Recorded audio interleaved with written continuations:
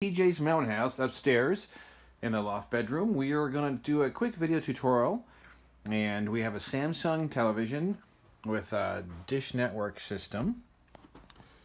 So we want to make sure you've got a green light here, and then we have a Samsung DVD player, which is also smart enabled.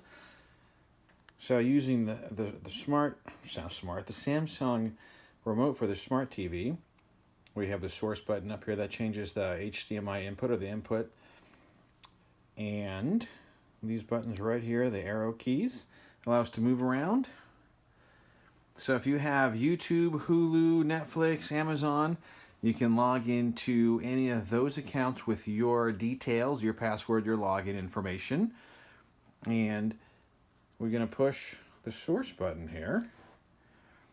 And so that's set to HDMI 1 for the Samsung DVD player, as well as the ability to use the Hulu, Netflix, Amazon, so forth.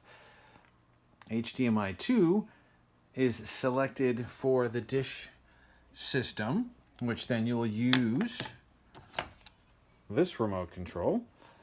So if you have any further questions on being able to use the system while you're staying here at TJs Mountain Haus upstairs, you can reach out to us at 208-634-0030. Cheers.